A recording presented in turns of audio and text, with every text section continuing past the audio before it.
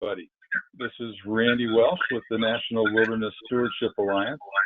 We're happy that you could join us today for this webinar, another webinar in the Wilderness Challenge series dealing with women in leadership.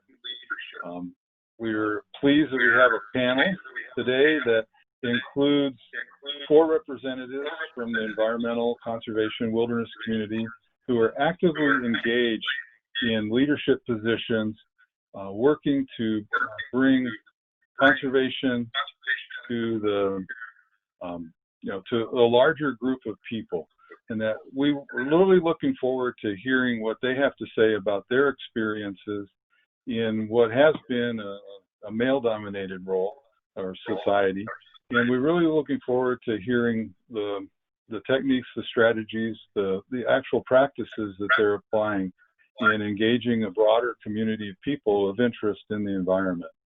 So with us today, we have Shelley Silbert, who is the Executive Director for the Great Old Broads for Wilderness.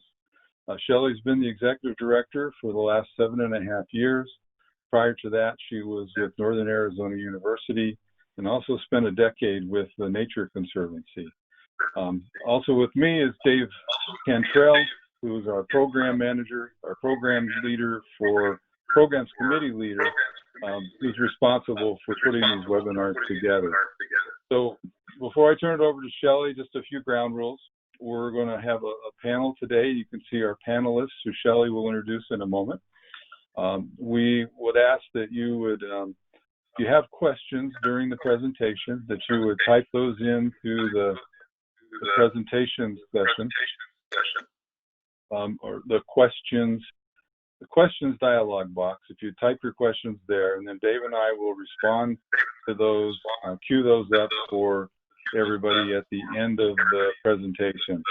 We are getting an echo, so if one of you is on the computer and also on a phone, if you could mute your computer and just use the phone, that's usually the most likely cause of an echo problem.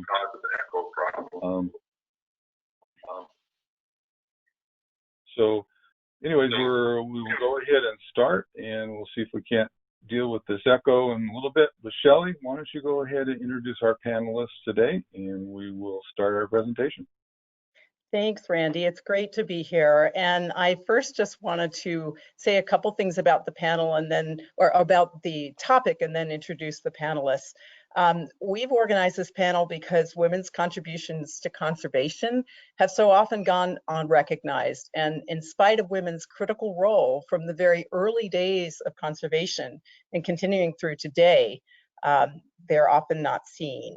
In the late 1800s and the early 1900s, women took lessons from their activism in women's suffrage and in abolition issues, and they became leaders to protect birds from the fashion industry, to preserve redwoods and other forests, to oppose dams, to save ancestral Puebloan sites, and so much more.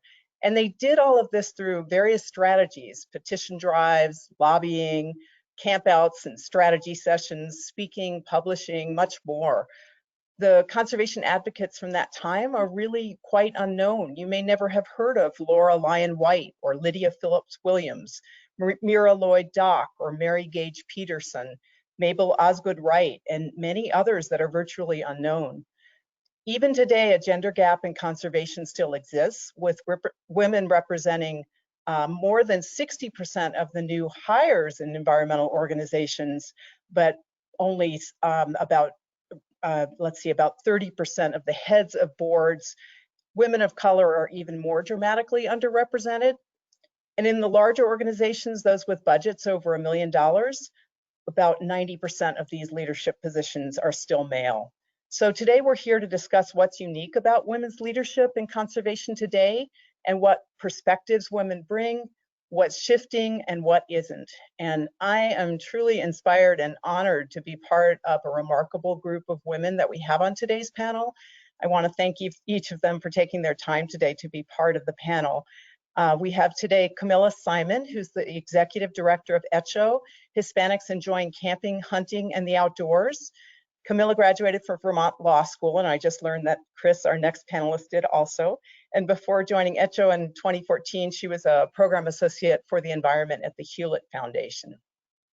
Next, we have Chris Hill, who's Associate Director of the Sierra Club's Lands, Water, and Wildlife Campaign. And Chris is an attorney who's worked as an environmental lobbyist at the state and federal level. She's an avid angler, and she's working towards a more just, equitable, and healthy world for all. Marcia Brownlee is the program manager for the National Wildlife Federation's Artemis Sportswomen initiative. Her master's is from the Harvard Graduate School of Education, and she's worked as an educator with a focus on place-based education, has started a business for women-led hunting education, and is now taking her educational skills into Artemis. So today we're going to start out with a few minutes of slides from each panelist to talk about their organizations, and then we'll move into the panel itself. So I'm going to be the first to start about our organization. I work with the organization Great Old Broads for Wilderness, and as Randy mentioned, been here for about 7.5 years. So what's unique about Great Old Broads is that we're one of the few public land conservation organizations led by women, and we are national, but we really emphasize local grassroots action. And as part of that, we value and promote women's leadership and experience. Next slide, please, Randy.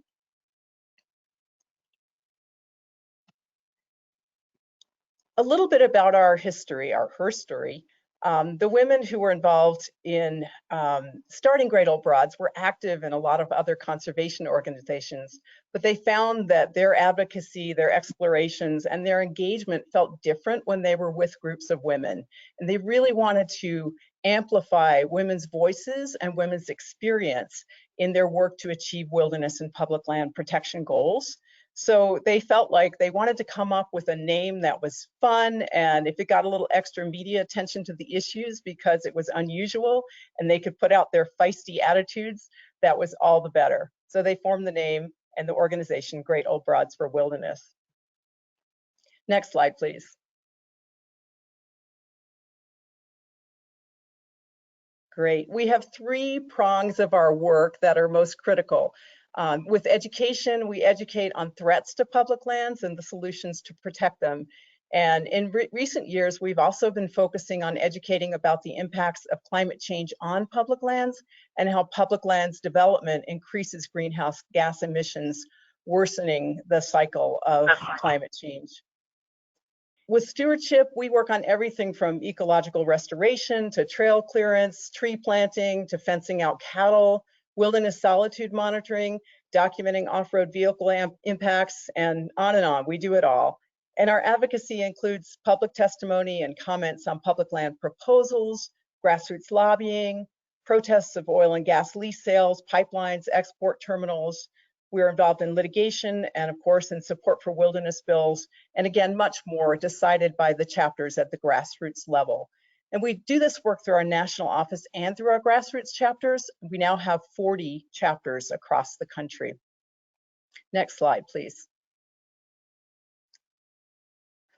Our work is really to elevate women's voices, wisdom, and commitment towards the goal of protecting public lands. We do this through training, supporting, and providing resources to women as leaders. As part of that, we have a week-long wilderness advocacy leadership training. We call it WALTS, and it's at no cost to those who are committed to starting or continuing a grassroots chapter, which we call a broadband or a band of broads. And through that process, once our leaders are trained, we also provide for them long-term support and guidance in developing their campaign strategies and carrying out their work, their stewardship, and their education. Next slide, please.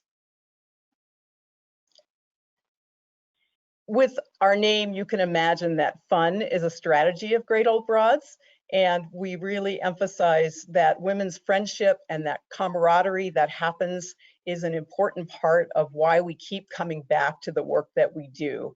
So that is really that fun and humor is a key part of our personality and our brand. Next slide, please.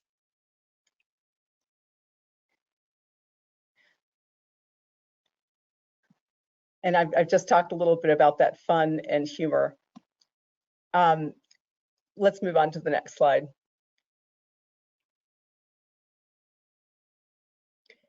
We like to think of ourselves as emulating Wonder Women, and we focus on that passion and determination, but believe that you have to have that confidence to have the power to make change. And that is something we do by working together, by having fun, and then by strategizing, getting out and getting the work done for the goal of protecting public lands and climate. So that's my introduction. And I'd like to move on next to Camilla. Great, thank you.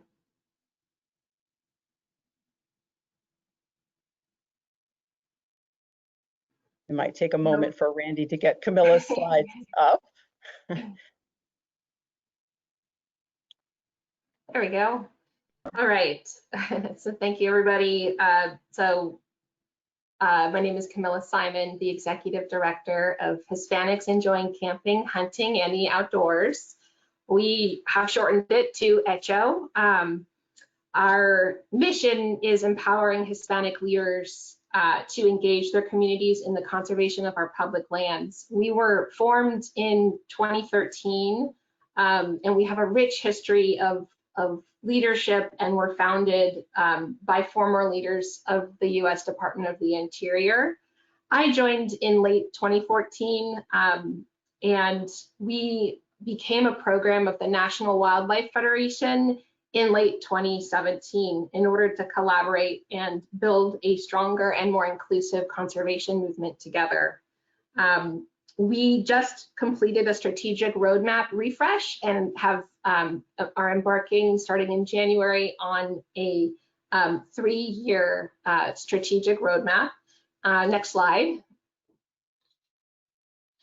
And we went through an entire process where we have this really wonderful and clear vision, mission, and values stated. I wanted to share that here. Our vision of strong, culturally rich communities connected to nature and each other is really rooted in this sense of querencia, which is a belonging to the land and a love for the land that has existed. Our group, it kind of came out of New Mexico, in northern New Mexico, where there is a generations old conservation ethic and connection to the land through land grants and to water, a shared water, communal waters through acequias. And this is something that we think is important and needs to be shared more. And we need to connect that love for the land and care for the land and natural stewardship for the land to advocacy. And so that brings me into our mission, which is empowering Hispanic leaders to engage their communities in the conservation of our public lands. It's this leadership that really brings the community together. We have found our niche in local community leaders, local elected officials, and helping to elevate them so that they're seen more in the public sphere, commenting on, being a part of, and also leading conservation policy change to happen, and keeping those communities in mind that have been often underrepresented and underrepresented in participatory processes. Our values are, I named one of them, querencia and herencia. That's herencia is heritage. But starting at the top, we are an independent, authentic voice for Hispanics. We are just and equitable, balanced and nonpartisan, and connected to communities. Next slide, please.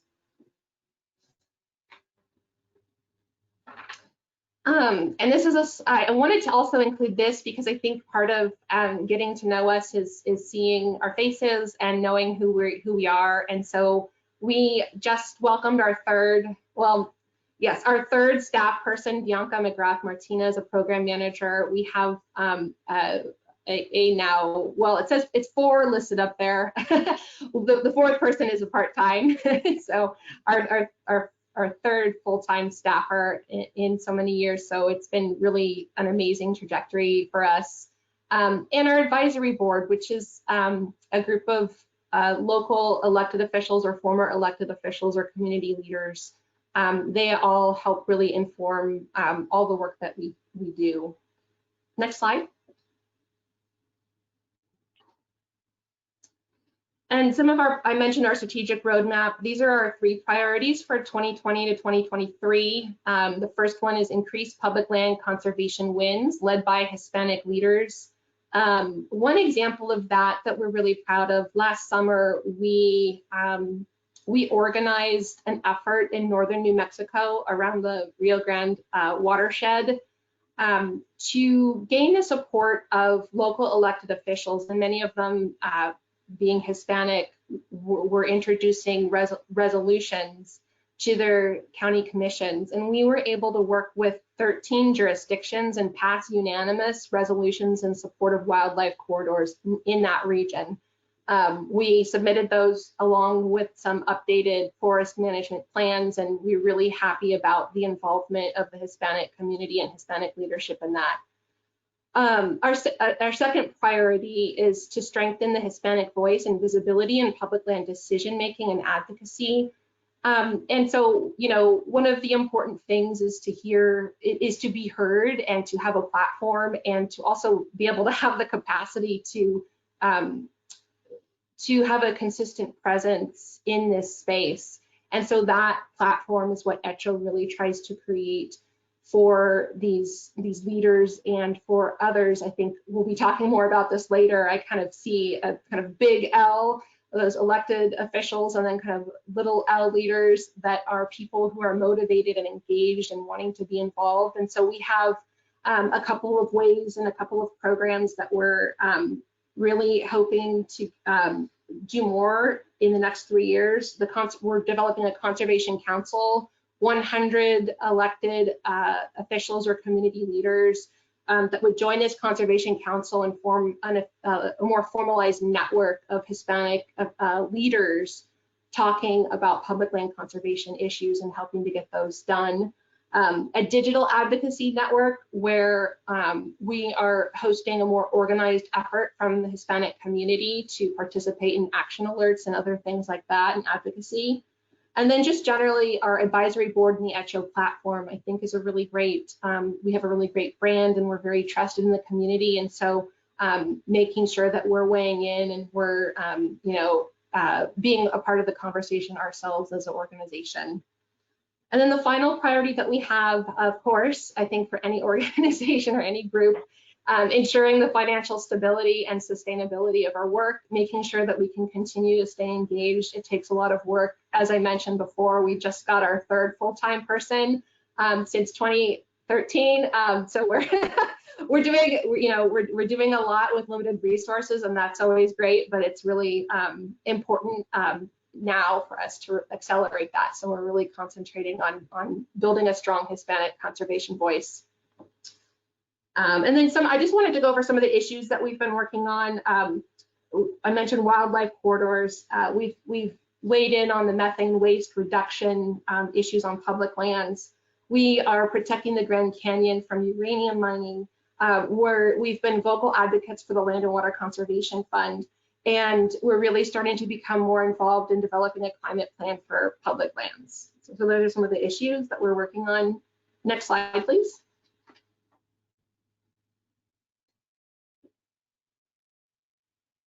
One last slide, I think.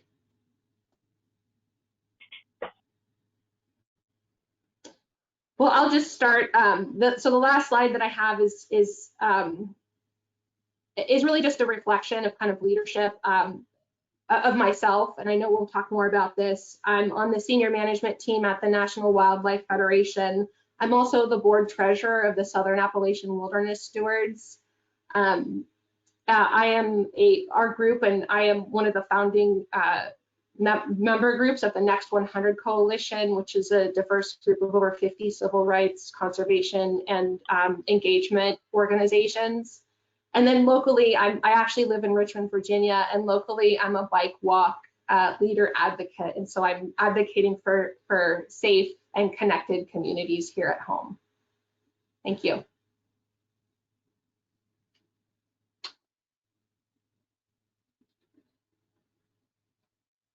Okay, next we'll have Chris Hill.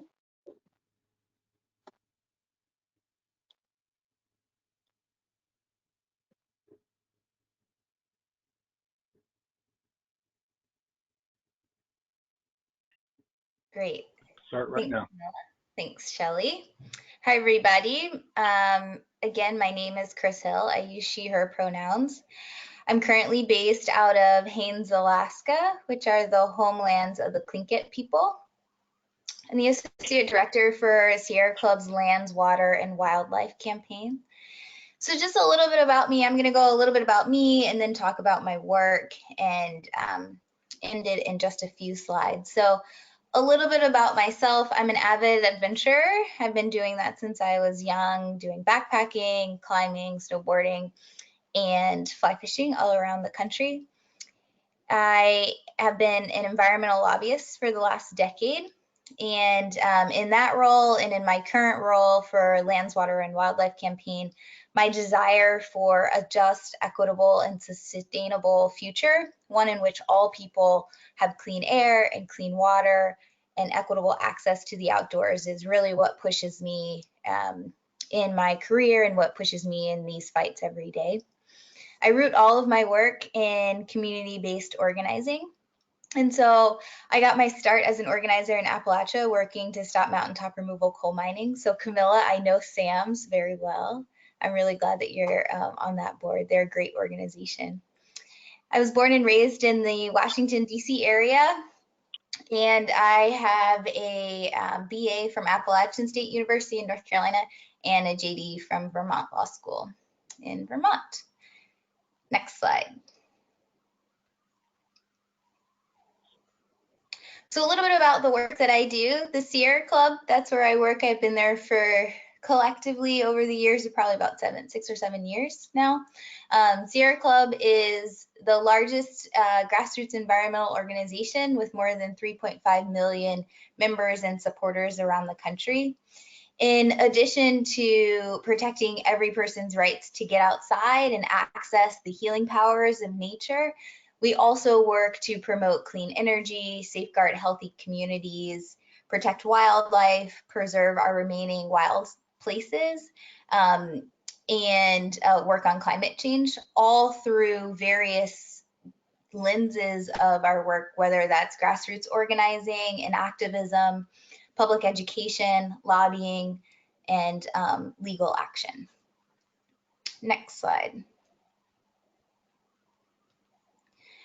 So I specifically work on the Our Wild America campaign, and within the Our Wild America campaign, we have the Sierra Club Outdoors campaign, which works on equitable access to the outdoors, our Beyond Dirty Fuels campaign, which works on dirty fuels and infrastructure, and then the campaign I work on, which is Lands, Water, and Wildlife.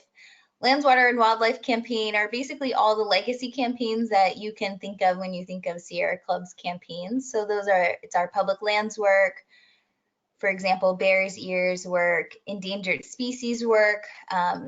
We work a lot on greater Yellowstone grizzly bears, oil and gas development on public lands, which is primarily our Arctic refuge work, and a number of other things. Those are just some examples there. Next slide.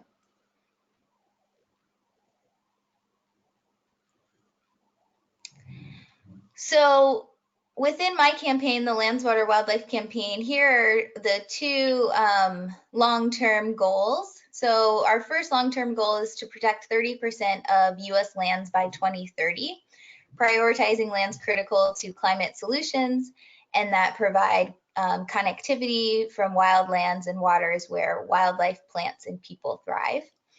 And this goal is around the notion that leading scientists have said, in order to combat the climate crisis, we need to protect 50% of our lands by 2050 out of the world, which means that we really need to protect about 30% of the US lands by 2030. And then our second long-term goal is to create a just, equitable, and powerful movement that transforms our country to protect, connect, and restore public lands, waters, and wildlife for all. And so although I think this is my last slide. So although I know this panel is about women in conservation, I would be remiss to not bring up and bring into the room and acknowledge the racial injustices that we have been seeing play out time and time again, and that are currently on our minds in society. And I know that myself and Sierra Club believe that environmentalism and climate change are inextricably linked to social justice work and racial justice. So in order for us to achieve any of our long-term goals, we must also work on racial justice, racism, and white supremacy.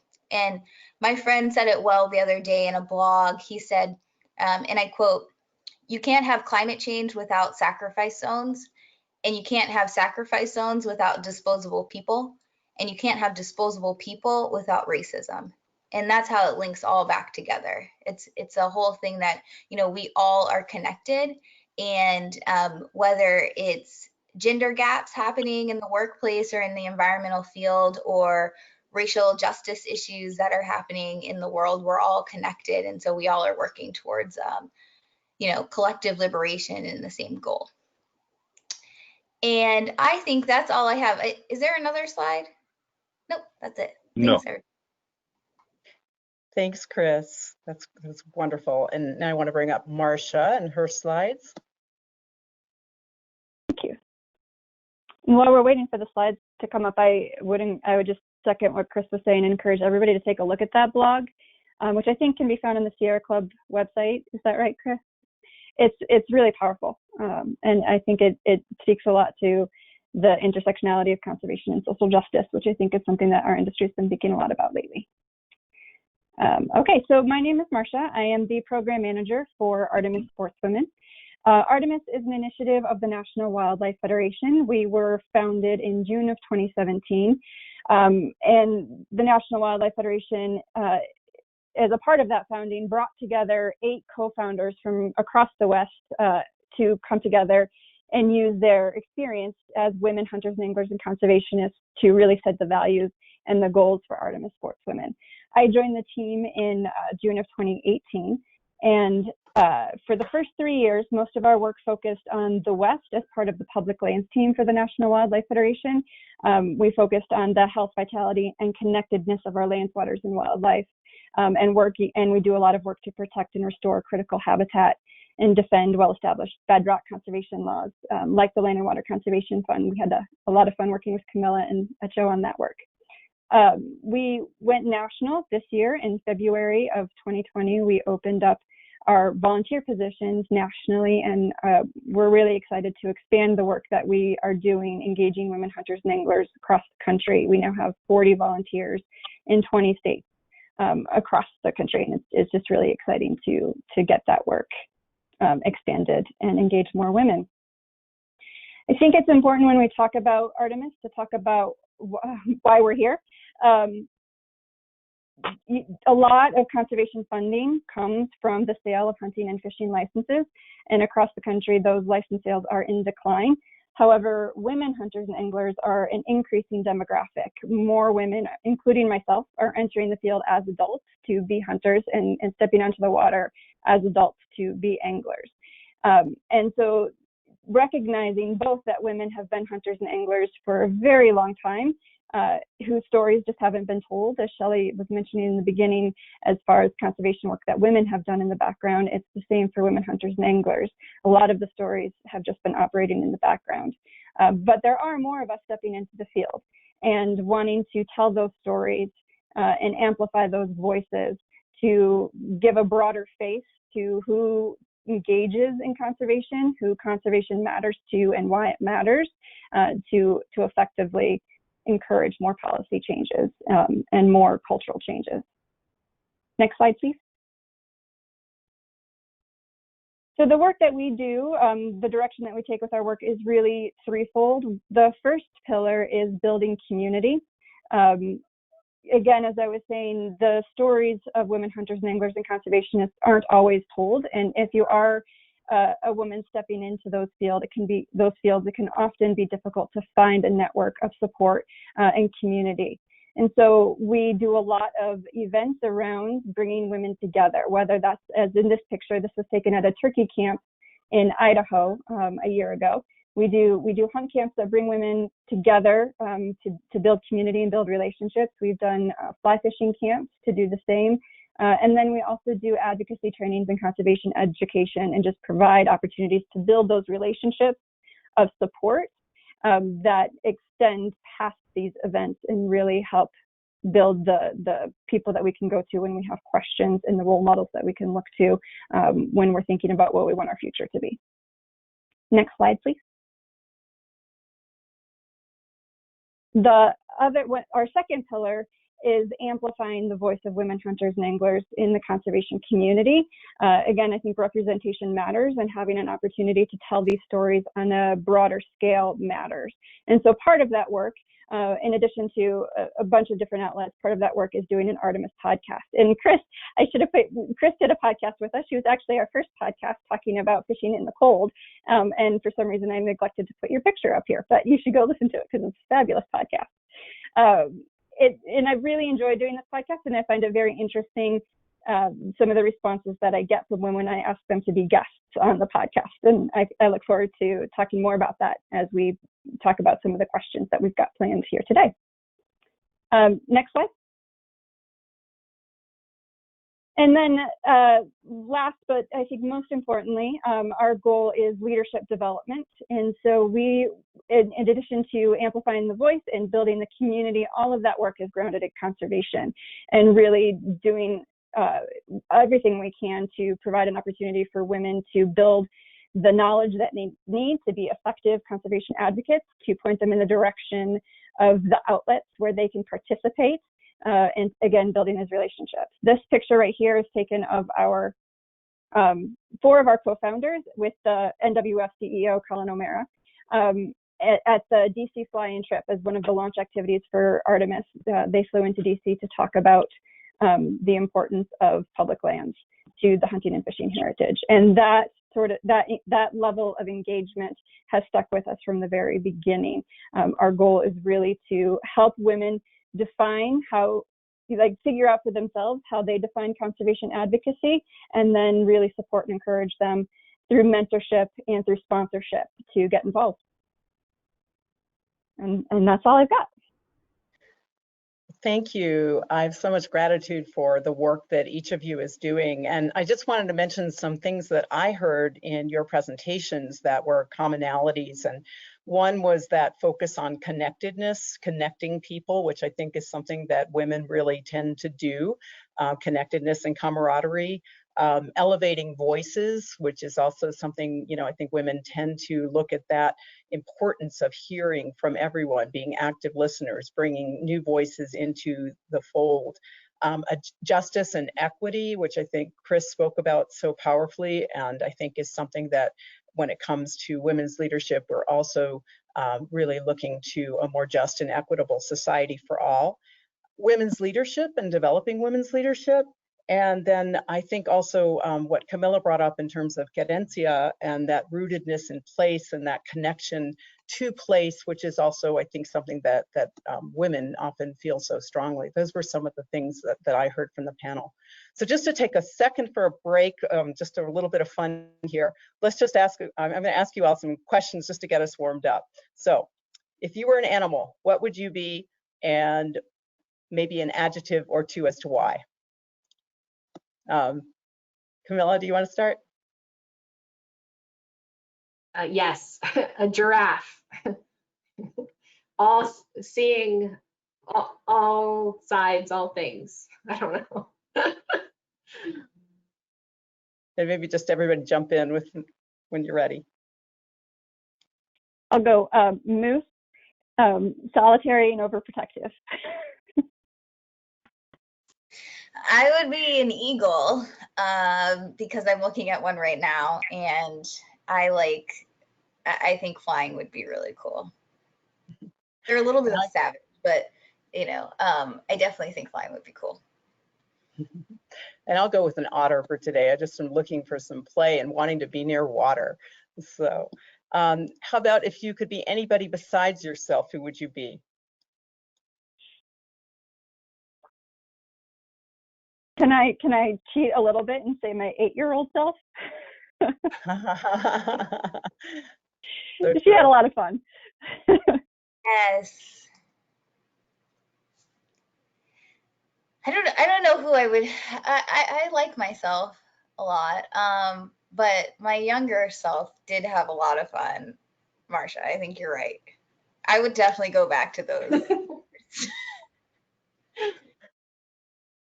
And I guess I'll just name a fictional. I've always wanted to be like Luke Skywalker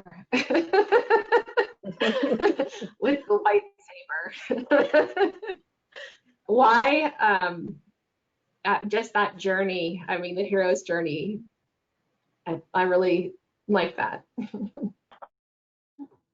And I think I'll go with Jane Goodall for today. Just her younger self. I always wanted to just be out exploring and watching and observing other species and understanding how they survive, what they do, how they connect. So we'll go with Jane Goodall. All right, let's dive into the questions on the panel. And the first question I wanted to ask is, what is unique in working for a female-led organization or in being a woman leading a program within a larger organization? What is special and unique about that? And maybe Marsha, I'll call on you first for that one. Yeah, thank you. I think for me, this is a really interesting question. And it took some thinking for me to dig down into it to separate my personal experiences and what was unique about working for individual leaders versus what's different about female-led organizations, more generally speaking. And I really think for me, there are three parts to this question. First is always the ways in which female leadership tends to differ from male leadership. And there have been studies that show that culturally, female-led organizations tend to be stronger champions for values like compassion, collaboration, and the ability to be your whole self in the work environment. And more practically, they are more likely to have access to childcare and more likely to offer equal pay. So I think culturally, in creating an environment at work, those are definitely things that can be unique under female leadership. But I also think it's not only how it's led, but for me personally, it's how I show up in an organization that has female leadership, or how I respond individually to female leadership. I think for me, having a female in an executive position makes me believe that I can also achieve a leadership role. And so there's more investment professionally that way when you don't see a limitation on what you can achieve in that organization. And one thing I experienced coming into hunting and fishing as an adult is the person that I bring into a situation where I am the only woman in an all-male environment for a lot of different reasons, both in the environment that's created, but also in what I bring into that situation. I interact differently when I'm the only woman in an all-male room than I do when I'm in a room of all women or in a room of equally divided. I show up differently. And so I think that's a really unique part of female-led organizations too, is just who people bring of themselves into that situation. And then lastly, I think there's focusing on female-led. It's also needs to be placed in the broader picture of diverse and inclusive workforces. So if you have an organization where there are women in executive leadership roles, then chances are that organization prioritizes, to at least to a certain extent, a diverse and inclusive workforce. And again, studies have shown that workforces that are diverse and inclusive demonstrate positive outcomes, including people going above and beyond expected effort and performance more often, greater intent to stay in the organization, and more collaboration among teams and greater team commitment. So I think I just wanted to ground it in the idea that that oftentimes having a female-led organization can also just indicate different organizational priorities as a whole. Great. Camilla, do you want to jump into that as well? Yeah, well, gosh, Marsha, yes. I love the way that you have really thought about those answers. And I, in being invited to be on this panel, had to admit that I hadn't really thought about my own leadership as a woman. And this has really helped me to start doing that. I think I've mostly thought of myself as kind of more of a multiracial, multi-ethnic person. That's what people see first about me, I think. And I know That happens to a lot of people as well. So, you know, I'm still doing some thinking about that, but I just wanted to also say that even as a woman, I don't think of it, but now I'm really starting to pay attention to what that brings. And I think, Marcia, you summed up nicely a lot of the different things that I have seen in some instances when women are leading. I really like what both of you have had to say. And I wanted to just add that I feel like in working for a women-led organization for the last 7.5 years, I've really seen a difference in how I'm working. As Marcia said, there's a lot less competition. There's so much passion and drive and determination, but there's just less focus on that ego and competition. And there's a real emphasis on helping each other out, mentoring each other, collaboration. There's a humility that I love about working with women, that they often lead with humility, and that's why so much we have to work on developing that leadership. But it's really also a very beautiful thing because it allows for everyone to step up and partnerships to develop. So the leadership style that I've seen in working with a women-led organization is something I've just come to appreciate. And of course, there's also the fun and the humor and camaraderie, which I think is a part of women's connectedness. I want to move on to the next question, which is what perspectives might women bring to public lands conservation and stewardship that would shift the conservation and approaches and organizational strategies? And Chris, would you like to address that one first?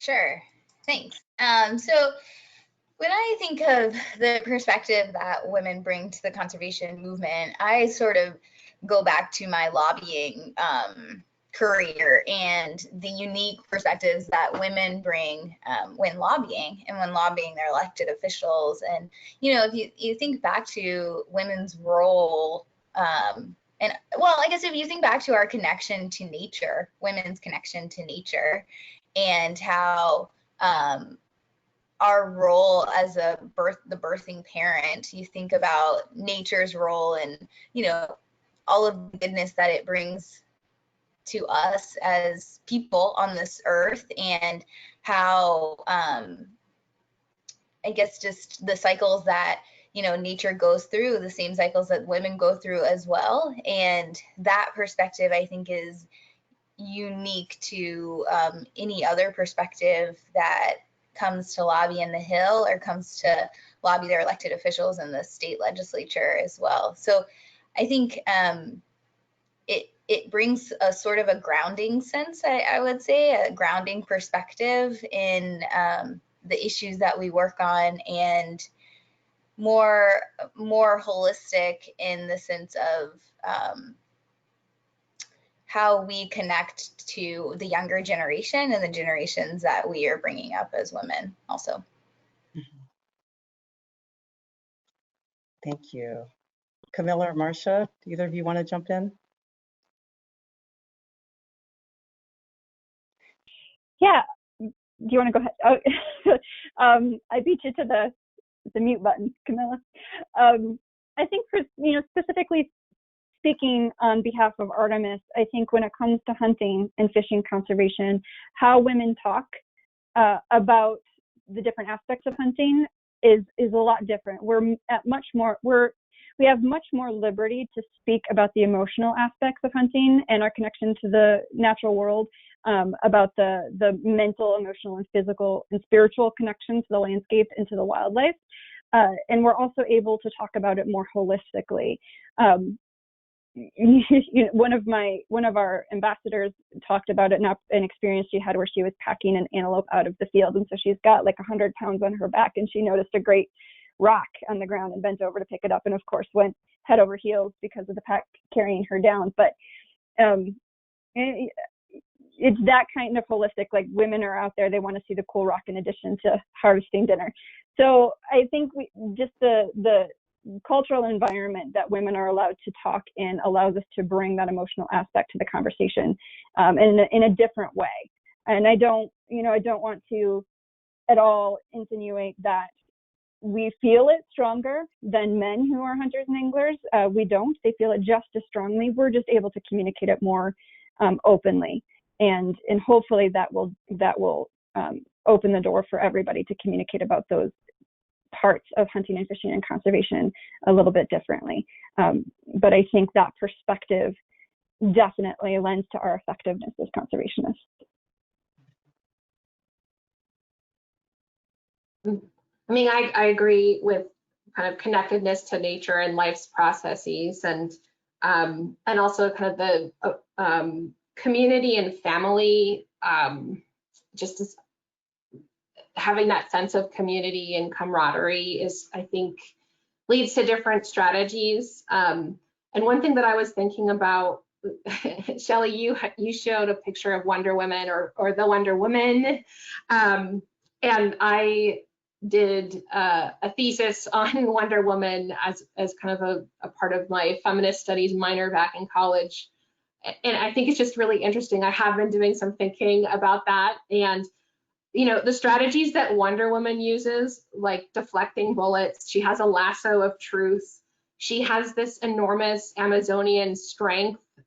She like jumps over and to things, and part of, you know, being part of this Amazonian tribe of women is a huge strength. And so I was thinking back to some of those elements and thinking about where do I gain strength, and a lot of those are from using different strategies, and it sets, I guess it sets me apart in that I think you know, really value story and where people are coming from. And again, not like to the detriment of, you know, saying like men just definitely don't, but I think that we really highlight and elevate it. And it's a huge priority to make sure that we are cultivating and growing a community. And so I think, you know, that definitely leads to different approaches and different strategies that in my mind have been really beneficial to our work at Hecho, but also I think to contributing to the larger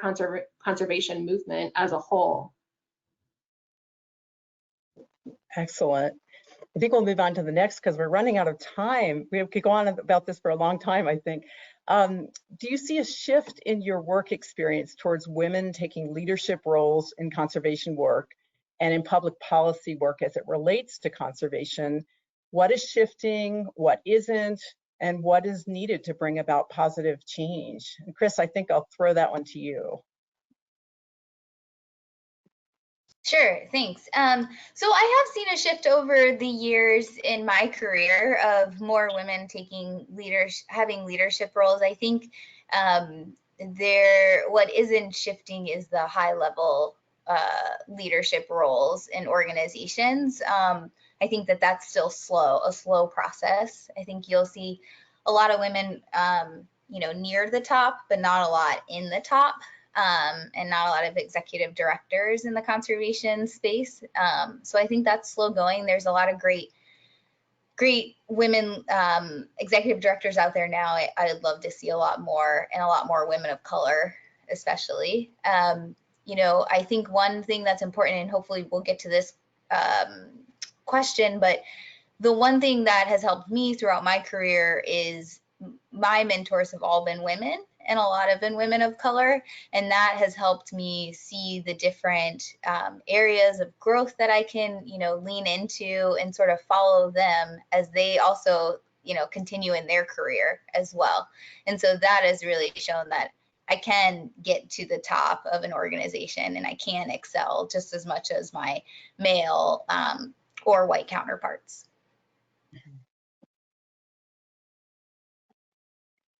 Marcia, do you want to add anything more to that? I do, yeah. I think conservation is a really complex system, and we're talking about nonprofit organizations in developing women as leaders in that realm. But there's also a lot of really important conservation work done by serving on commissions, by being on boards of directors, by serving in public office, whether it's at the city level, the state level, or the federal level. And women are not only more likely to experience self-doubt, they're also more likely to actually be limited by it.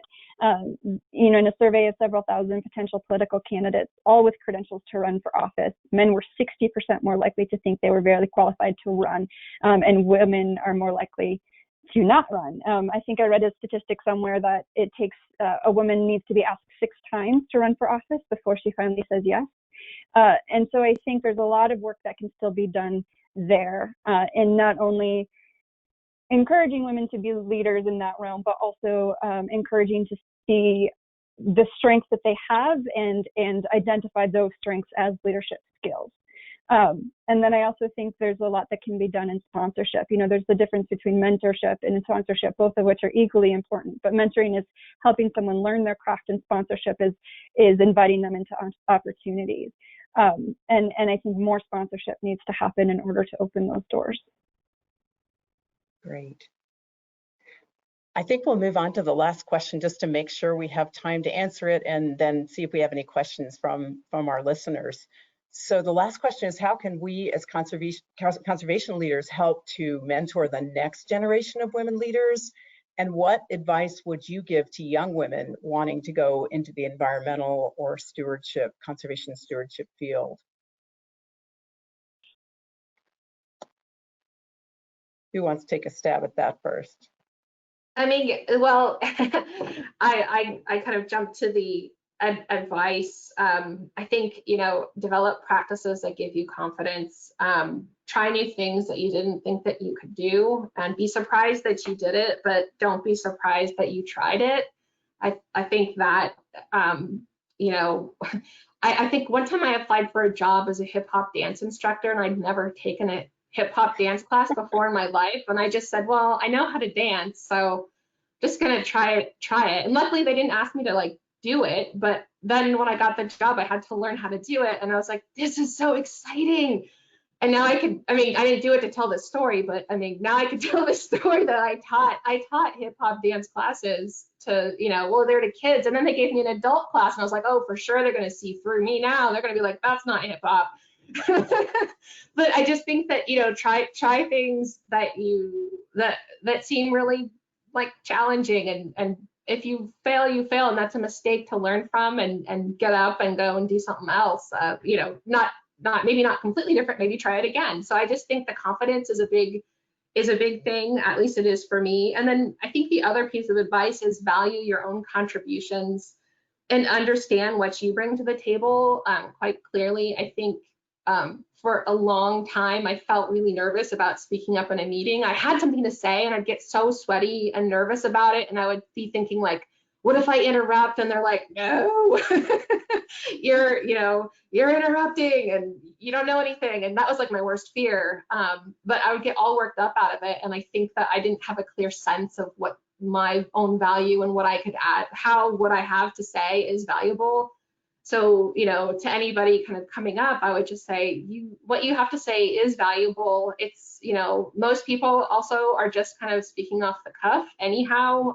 And, you know, and usually you've got something really unique to bring to the table, and you should bring it. Otherwise, people are going to miss out. That's great, Camilla. It makes me think about what we were talking through when we were preparing for the panel, and we recognize that women so often qualify their experience or start their sentence with, well, I don't really know much about this, but, or I really haven't done this for very long, but, whereas, you know, we notice that it's so much more common that men jump in with no experience and act, you know, can act as experts. I mean, that's not always the case, but there is that tendency. So thank you for that advice. Chris or Marcia, any other thoughts on that?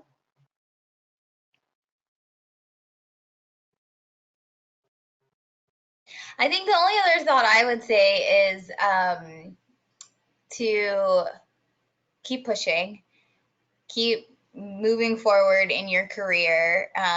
You're probably going to get a lot of no's, just keep pushing. And then also, on top of having mentors in the field that you're working with, also have that group of, you know, hopefully women, but that group of friends who are women who are also in the career and in your area of whatever you're doing in the conservation world. Have that group really close so that you all can sort of learn from each other and gain skills from each other and troubleshoot.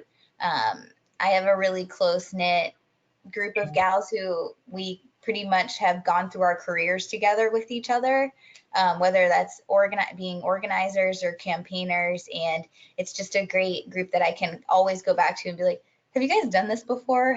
What's your thoughts here? Do you have any relationships with so-and-so? Do you have any connections there? Can you help me out here? And just another way, another level to help me move forward.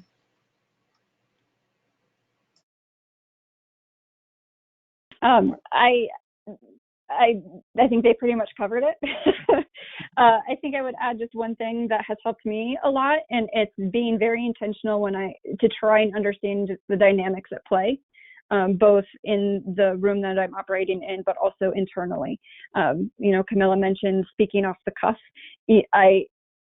Me personally, and I'm assuming it's not just me, there's a filter that happens because I assume that everybody else speaking is speaking, with footnotes and resources and backed up information instead of just talking about where their mind goes when they're asked a question or the first thing that pops into it. And I think there's a lot of value in trusting that voice and trusting in it enough to share it. And I think I would also add that, grounding your passions and your dreams in your own story, your story of place, your story of community, just where those passions really come from. I think that we've learned to live in man's world where passion isn't always something that we're encouraged to talk about, and yet it's so much the driving force of the work that we do. And it's one thing I really appreciate in Great Old Broads for Wilderness is we do talk a lot about passion and story and where our determination really comes from inside of us. So I think I would encourage younger women to really think through what is the story that brought them to where they are today, and how does that the power of that story move them forward in being able to do really really important and strategic and awesome work. So those would be some of the things I would think about. All right. Well, I am very encouraged for the future of conservation. I want to thank you all, ladies, for the contributions you're making now. That certainly inspires me, knowing that the future is well in hand for wilderness and the outdoors and conservation management, having you in leadership positions now and in future leadership positions to come. So we really appreciate the work you're doing, and we appreciate your spending some time here with us today on this webinar. I will just say that I don't know why, but we don't have any questions from the audience. So, but we have used up our hour. You've given us a lot of great things to think about, a lot of good information to share from. This webinar is recorded, and so we will have it posted on our website for even further exposure for the thoughts and the comments and the ideas that you've shared here today. They can get a much broader exposure.